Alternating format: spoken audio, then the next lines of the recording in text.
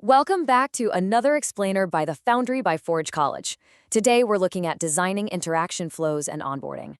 In our last session, we were deep in the back-end plumbing, understanding Ethereum testnets and network configuration. But right now, we're making a massive shift. We're stepping away from that back-end infrastructure and moving straight into front-end architecture. It is all about the user experience today. Think about this for a second. You could have literally the most flawless, perfectly configured network setup in the entire world, but what happens if your users just abandon your dApp at the very first click, right? All that brilliant, complex plumbing is totally useless if your user interface just scares people away with these jarring, sudden security prompts. We absolutely have to fix this front-end friction. To tackle that friction, we're going to follow a specific blueprint today.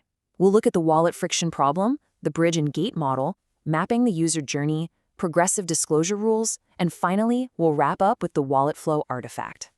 All right, let's jump straight into part one, the wallet friction problem, and how to avoid toll booth ambushes. So here's the thing. Unlike traditional web apps, Web3 dApps rely on this external piece of software, the wallet. And let's be honest, the wallet violently interrupts your beautifully designed UI. Imagine you're just cruising down a gorgeous scenic highway, and then bam, you hit a toll booth, and the operator is just shouting at you in a completely foreign language. Getting hit with surprise raw lamport costs and random program IDs causes instant abandonment. It's an ambush, and we have to avoid it. This leads us nicely to part two, the bridge and gate model, and how we guide the user journey. I love this architectural metaphor because it completely separates your app's responsibilities from the wallet's strict security role. Picture your dApp's UI as the bridge. On the bridge, you control the handrails, the signage, the guidance. You set the tone. But the wallet, that's the gate. It strictly handles cryptographic verification. You literally cannot control the gatekeeper. It's a hard stop. So you absolutely must prepare the user while they're still on the bridge before they ever reach that gate. The crossing has to be totally predictable. And how do we make it predictable? By building in explicit decision points. A decision point is simply a moment in the UI where your app clarifies why a signature is needed before you ever invoke the wallet. If you do this right, that final gate never feels like a surprise. It just feels like the natural next step. To help you out, here is a decision point checklist for a rock-solid pre-signed screen. Before that wallet ever pops open, your UI has to state the user's intent, explicitly explain why the wallet is needed, show a visible cost or outcome, and clarify exactly what happens post-signature. If you skip these, you risk losing the user's trust entirely, and once trust is gone, it's really hard to get back.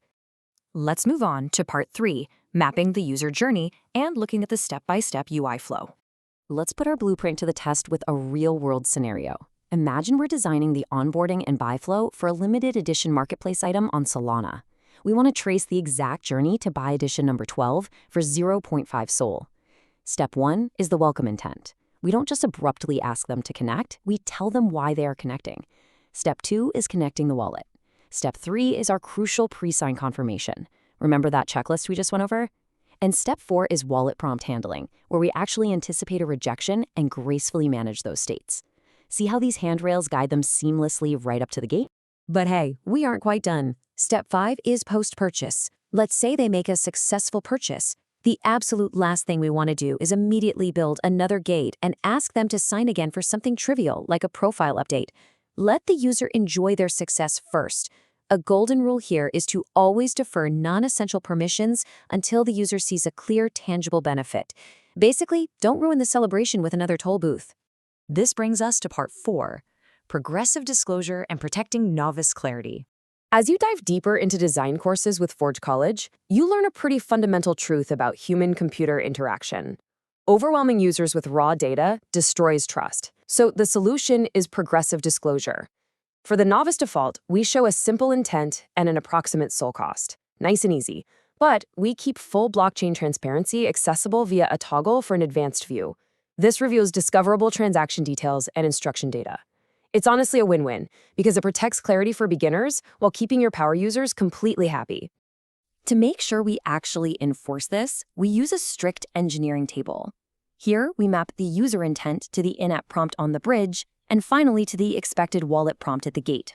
When you use a table like this, you ensure that you never, ever trigger a wallet prompt with a corresponding crystal clear pre-sign explanation. Think of it as your ultimate safety checklist to ensure literally no one is caught off guard.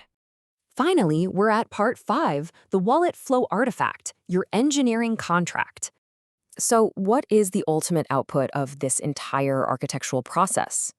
It's the actual tangible contract you hand over to your engineering team, which we call the wallet flow artifact. This is a documented artifact that lists out every single UI screen, every pre-signed text prompt, the expected wallet modal, and all the fallback paths. Doing this completely removes all the guesswork for your developers and ensures your design vision stays intact from start to finish. Before you hand off that finalized artifact, you've got to run through some final checks. Ask yourself, are related operations bundled together so we minimize those annoying gate visits? Is the bridge narrow, meaning are you only asking for what is immediately necessary? And are rejection states gracefully handled? Ticking these boxes ensures your design minimizes wallet interruptions and handles canceled transactions without completely breaking the user experience. I want to leave you with this really powerful thought. Your design job is to make that crossing predictable and intelligible. So what about you? How are you going to redesign your own dApps bridge to eliminate that friction? Think about how you can start applying these handrails today. And hey, to master more Web3 concepts and really refine your skills, make sure to visit forge.college. Thanks so much for joining this explainer and keep building beautiful, frictionless experiences.